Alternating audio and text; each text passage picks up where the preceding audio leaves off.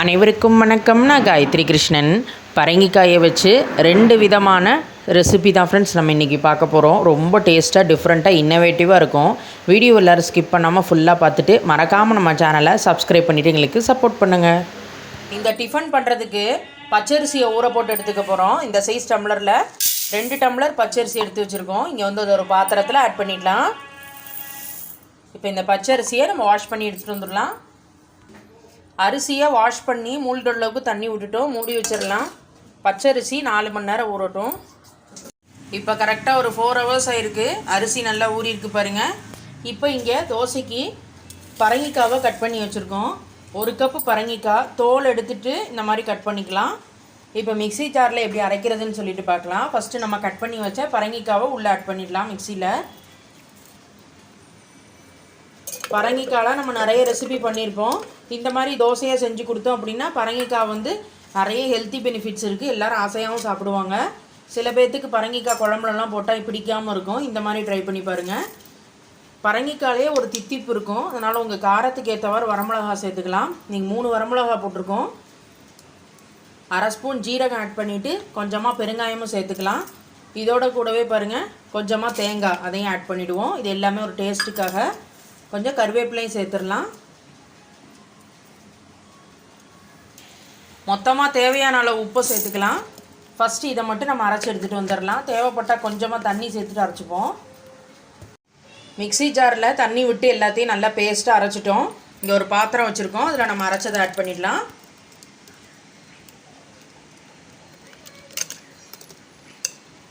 அடுத்தது மிக்ஸி ஜாரில் நம்ம ஊறின அரிசியை வந்து உள்ளே சேர்த்துடலாம். ஃபஸ்ட்டு பேட்ச் நம்ம பரங்கிக்காவோட தேவையான இன்க்ரீடியன்ட்ஸ் எல்லாத்தையுமே போட்டு அரைச்சிட்டோம். அரிசியை மட்டும் நம்ம தனியாக அரைச்செடுக்க போகிறோம். 2ஐயும் ஒன்றா போட்டு நம்ம மிக்ஸ் பண்ணிக்கலாம். இப்போ ஊறின அரிசி எல்லாத்தையும் சேர்த்தாச்சு. இதுலேயும் வந்து ஊறின தண்ணியவே சேர்த்துக்கலாம். ஊறின தண்ணியை சேர்த்துட்டு மாவாக அரைச்சிப்போம். அரைச்சி நம்ம இதில் வந்து ஆட் பண்ணிடலாம். அரைச்சி எடுத்துகிட்டு வந்துடுவோம். அரிசியை வந்து நம்ம அரைச்சாச்சு. அதையும் வந்து இந்த இதோட நம்ம ஆட் பண்ணிடலாம். பரங்கிக்காய் அரைச்சதோட சேர்த்து மிக்ஸ் பண்ணி விட்டுக்கலாம். குழந்தைங்களுக்கெலாம் இந்த தோசையை நம்ம கொடுக்கலாம். ரொம்ப ரொம்ப ஹெல்த்தி. டேரெக்டாக சில குழந்தைங்கள்லாம் பரங்கிக்காய்லாம் சாப்பிட விருப்பப்பட மாட்டாங்க. இந்த மாதிரி நம்ம அரைச்சி தோசையை வாத்து கொடுத்தோம்னா பரங்கிக்காயில் உள்ள அவ்வளோ பெனிஃபிட்ஸும் குழந்தைங்களுக்கு சேரும். பாருங்கள் 2 மாவும் நம்ம தனித்தனியாக அரைச்சிருந்தோம். பரங்கிக்காய் தனியாக அரிசி தனியாக அரைச்சோம். சேர்த்து மிக்ஸ் பண்ணியாச்சு. இது நம்ம காய அரைச்சி தோசை ப்ரிப்பேர் பண்ணுறதுனால மாவு ஊறணும்லாம் இல்லை. உடனே வந்து இப்போ தோசை நம்ம ரெடி பண்ணிடலாம். ஆனால் இப்போ இந்த தோசைக்கு நம்ம ஒரு சைட் டிஷ் வந்து ரெடி பண்ணிவிட்டு அதுக்கப்புறமா நம்ம தோசை ப்ரிப்பேர் பண்ணுவோம். ஒரு சட்னி மட்டும் நம்ம அரைச்சிட்டு வந்துடலாம். தோசை மாவு கன்சிஸ்டன்சிக்கு சரியாக இருக்குது.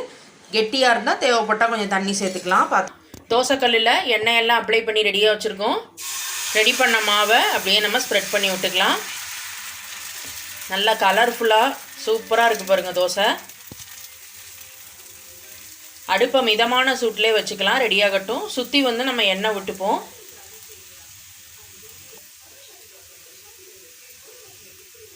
ரெடியாகட்டும்.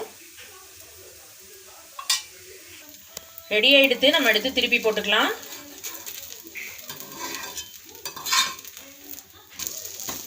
அடுத்த சைடும் ரெடியாகட்டும். தோசை வந்து ரெடியாக எடுத்து நம்ம எடுத்துடலாம். நல்லா மொறு மொறுன்னு கிறிஸ்பியாக வந்திருக்கு பாருங்கள். எடுத்து நம்ம சர்வ் பண்ணிடலாம்.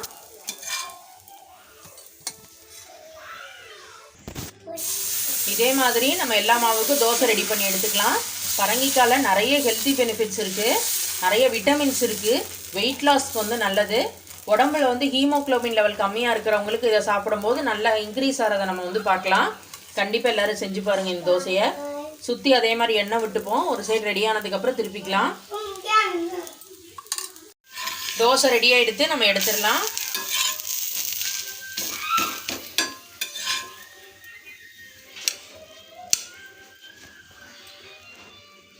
இந்த ரெசிபி பண்ணுறதுக்கு பாருங்கள் பரங்கிக்காய் ஒரு 4 பீஸ் எடுத்து வச்சுருக்கோம். சிகப்பு பூசணிக்காய்.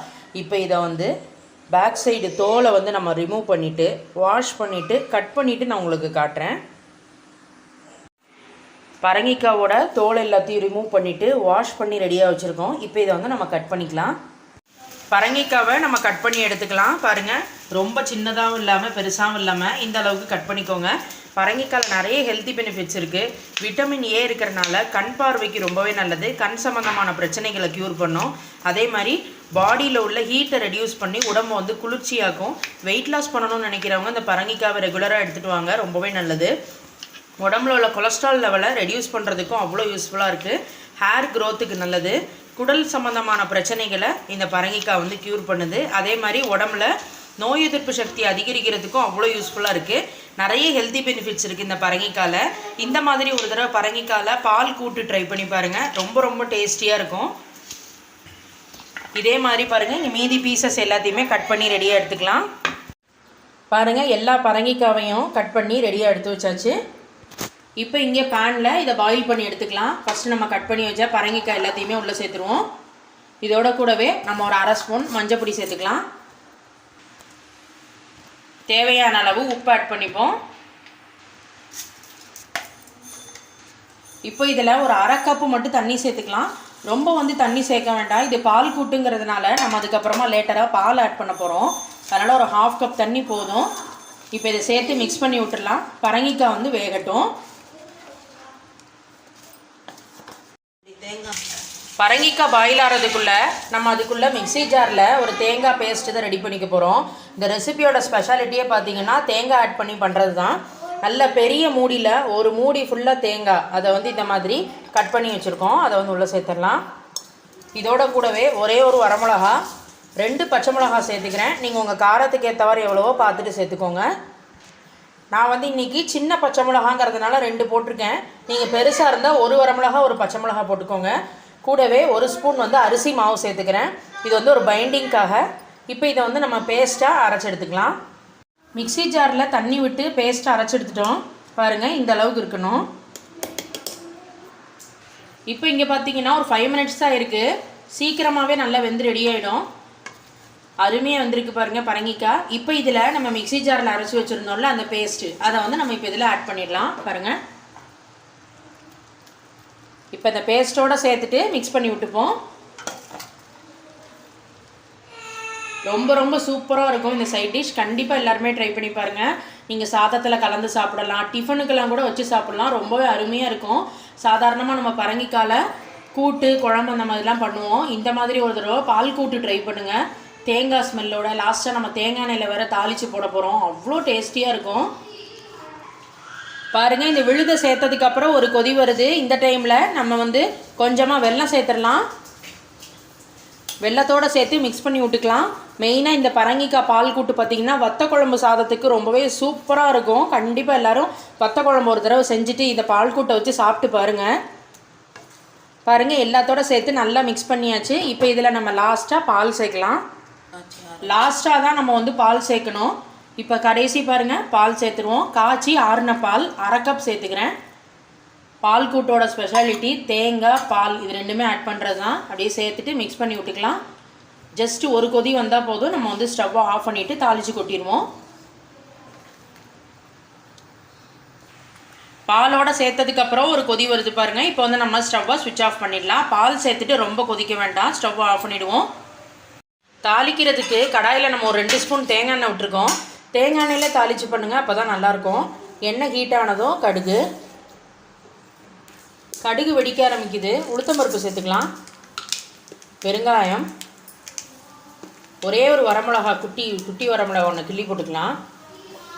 ஃப்ரெஷ்ஷான கருவேப்பிலை சேர்த்து மிக்ஸ் பண்ணி விட்டுக்கலாம். எல்லாமே தாளித்து ரெடியாகட்டும். இப்போ இதில் நம்ம தாளித்ததை ஆட் பண்ணிடலாம். தேங்காய் எண்ணெயில் தாளித்தத வாசனை அவ்வளோ நல்லாயிருக்கு.